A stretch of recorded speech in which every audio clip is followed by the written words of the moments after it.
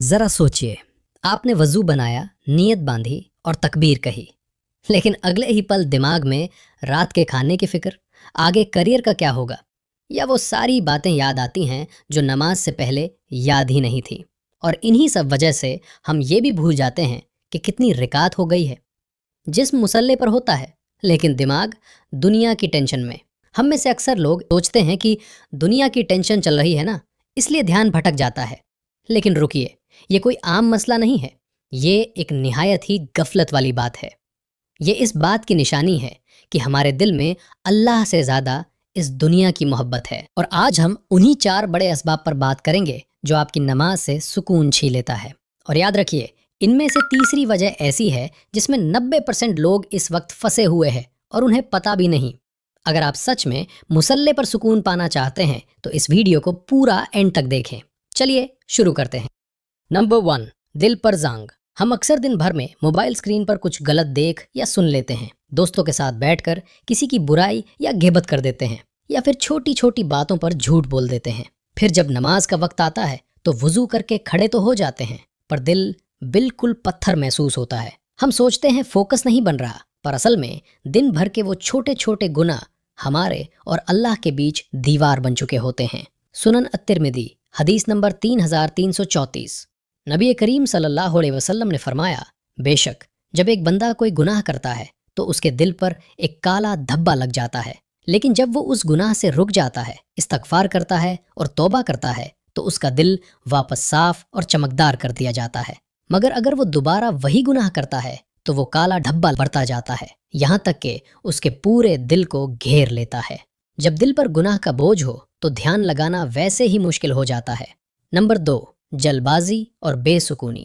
تصور کریں کہ ہم جلدی جلدی نماز پڑھ رہے ہیں چونکہ ہماری کوئی امپورٹنٹ میٹنگ یا کوئی کام ہے۔ رکوع اور سجدہ اتنی تیزی سے ہو رہا ہے جیسے کوئی ہیوی ویٹ سر پر رکھا ہو اور بس اسے جلدی سے اتار کر پھینکنا ہو۔ لیکن بھلا نماز سے امپورٹنٹ کیا کام ہو سکتا ہے؟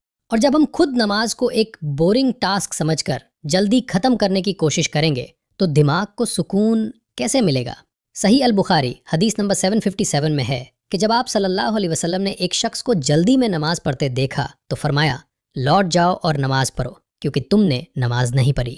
جلد بازی نماز کے سکون کو جھٹکے میں ختم کر دیتی ہے۔ مگر اب آتے ہیں اس تیسری وجہ پر جس میں 90% لوگ اس وقت پھنسے ہوئے ہیں۔ نمبر 3، الفاظ کا مطلب نہ جاننا۔ ہم بچپن سے ثنا، سورہ فاتحہ، آخر کی 10 سورہ اور رکوع اور سجدے کی تسبیحات پڑھتے آ رہے ہیں، مگر افسوس کی بات یہ ہے کہ ہم میں سے اکثر کو یہ معلوم ہی نہیں ہوتا کہ ان کے لفظوں کا مطلب کیا ہے۔ مصلے پر کھڑا مسلمان صرف ایک رتی رتائی تعویذ کی طرح الفاظ زبان سے نکالتا جاتا ہے۔ جب آپ کو پتہ ہی نہیں کہ آپ اپنے مالک کے سامنے کیا بول رہے ہیں تو ظاہر ہے دماغ بور ہو کر دنیا کی سوچوں میں ہی جائے گا۔ جب ہمارا دماغ ان الفاظوں کو سنتا ہے جس کا مطلب اسے معلوم نہ ہو تو دماغ کا فوکس آٹومیٹکلی ختم ہو جاتا ہے۔ یہ وہ سب سے بڑا ریزن ہے جو ہماری نماز سے فوکس ختم کر دیتا ہے۔ نمبر 4، بکھرا ہوا ماحول۔ بہت دفعہ ہم گھر کے کسی بھی جگہ میں نماز پڑھنے کھڑے ہو جاتے ہیں جہاں آس پاس سامان بکھرا پڑا ہے، حالانکہ وہ جگہ پاک تو ہوتی ہے، لیکن وہ بکھرا ہوا ماحول آپ کے دماغ کو سکون نہیں لینے دیتا۔ آپ نماز میں ہوتے ہو پر دماغ آس پاس کی چیزوں کو دیکھ کر ڈسٹریکٹ ہو رہا ہوتا ہے۔ اور اگر ممکن ہو تو مردوں کو نماز مسجد میں ہی ادا کرنی چاہیے۔ مسجد کا ماحول ایک دم پاک، صاف، کھلا اور ہر طرح کے بکھرے ہوئے سامان سے پاک ہوتا ہے، اور یہی وہ جگہ ہے جہاں پورا فوکس بنتا ہے۔ اور صحیح مسلم حدیث نمبر 223 میں فرمایا گیا، پاکیزگی ایمان کا آدھا حصہ ہے۔ جب تک آپ ایک صاف اور پاک ماحول میں نہیں رہو گے تب تک اندر کا سکون ملنا مشکل ہے۔ لیکن اب اس کا حل کیا ہے؟ اگر آپ چاہتے ہیں کہ مصلے پر آتے ہی دل بدل جائے تو آج رات سے یہ 3 سمپل سٹیپس فالو کریں۔ سٹیپ 1، اذان ہوتے ہی اپنا فون بالکل سائیڈ میں رکھ دیں اور 5 منٹ خاموشی سے بیٹھیں تاکہ دماغ دنیا سے کٹ آف ہو سکے۔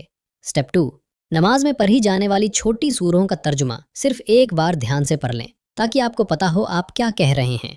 سٹیپ 3، ہمیشہ صاف کپڑے پہن کر اور ایک خوشبودار صاف جگہ پر نماز پڑھیں۔ اور اگر آپ اس ویڈیو کو ابھی تک دیکھ رہے ہیں تو یہ کوئی عام بات نہیں ہے۔ جب اللہ کسی بندے سے محبت کرتا ہے نا تو اس کے سامنے ایسے ذریعے لے آتا ہے جو اسے ہدایت کی طرف کھینچ سکیں۔ اس ویڈیو کو کسی ایسے انسان تک ضرور پہنچائیے جس کے ایمان کی آپ سچ میں فکر کرتے ہیں، اور ایسے ہی ریمائنڈرز کے لیے چینل کو سبسکرائب کرنا نہ بھولیں۔ اللہ حافظ۔